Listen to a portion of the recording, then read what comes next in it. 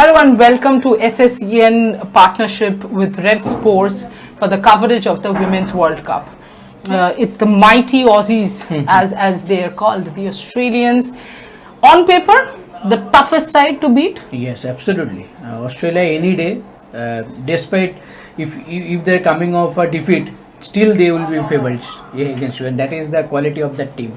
So again, now the aim is to not leaving Vizag with an empty-handed, but at least but the scare part. Either at least 2 points or pray to the rain gods for at least 1 point. Yes, absolutely. But as of now, as you can see in the background, the weather looks pretty good. It's very hot and humid, which means dew will play a big role. And against Australia, it's important to win the toss and bowl first. I think that's one thing. Probably the Indian top order would be back in form, will get more confidence if they chase. But in that case, you have to be careful about how many runs you leak as well. Yes. It cannot be that you're chasing 330, because then it can get especially tough. The kind of form your top 5 batters are in. Yeah, suddenly you cannot expect all of them to come in from against Australia. Out of nowhere. 1 or 2 might come, but you cannot expect all 5 will score runs. Because it but also I think, do you think that it will be a little helpful the fact that just before the World Cup, they played a series against Australia, and the Australian team of course hasn't changed after that, so they can expect to be used to the bowling, the speeds of the bowlers, plans. Yes, I think it should help. Because and eventually you ended up winning one ODI also, right? Yes. One match also. Yes. I think that is the positive that you look to carry forward in this match, that we have beaten Australia at least once in recent times. I think as you mentioned that India know the plans of Australia, right? Throughout the series they saw their bowling patterns, their batting patterns, who are in form or not.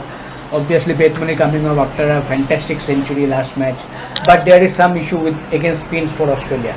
It was evident, especially in the Pakistan clash. So I think India will look to exploit that. But again, if the pitch is standing, then your batters are also struggling. So that is also part that you have to look forward. So a lot of things to think about, and a lot of things to counter also.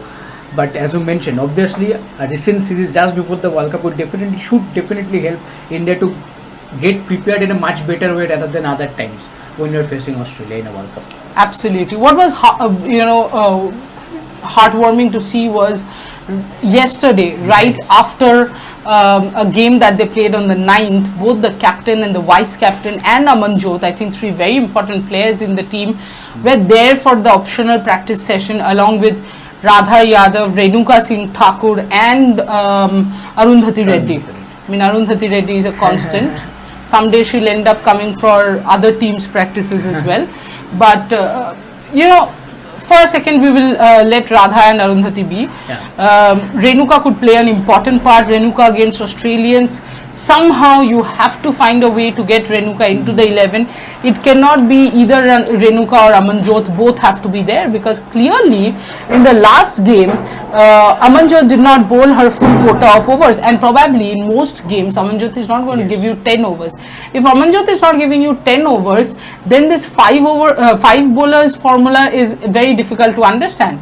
And if you have to get a 6th bowler, your best chance, again, we have been repeatedly saying this, is either Hurleen or Jemmy. One of the two gives way for the bowlers. But important will be when today in the practice session, today India is practicing from, in the afternoon. We will probably understand if Renuka is playing or not. And who else is playing, whether Jemmy is playing or not, whether Hurleen is playing or not. Lots to look forward to, but of course it's a huge assignment to play against the world champions, because just see the example of the Bangladesh match. Australia was in real soup, 74 for 7, and Pakistan match. And everyone expected that out of nowhere an upset will happen. Out of nowhere an upset will happen, but the way Australia came back, and it was expected. Beth Mooney was there. Beth Mooney scoring a century was nothing new, but Alana King coming at 10, scoring a 51 not out of 49, and actually going on to say that I could have hit more. Beth Mooney was stopping me. And you should have seen Beth Mooney's face when Alana King was saying this. She was like, seriously? But yeah, Australians back till number 10, if not number 11. I mean, even Megan Shute can come up with a few runs. So it is going to be a tough test because Australia is not going to give you anything away on the field. Having said that, it's not like Australia doesn't have their own problems. They don't have their inconsistent middle order, inconsistent top order. But it is if it was 2-3 batters, it would have been difficult. Since the batting lineup of every single team, almost every single team, is still 8, and for Australia they have gone one step further and it's still 10. It is difficult to think that teams won't be able to chase if you give them chances away in the field or in catching. Signing off, me, Trisha Ghoshal and Snehashish from Vizag will bring in more news, more updates from the Women's Cricket World Cup. Keep watching SSEN and Rev Sports. Like, share and subscribe, please. Thank you so much.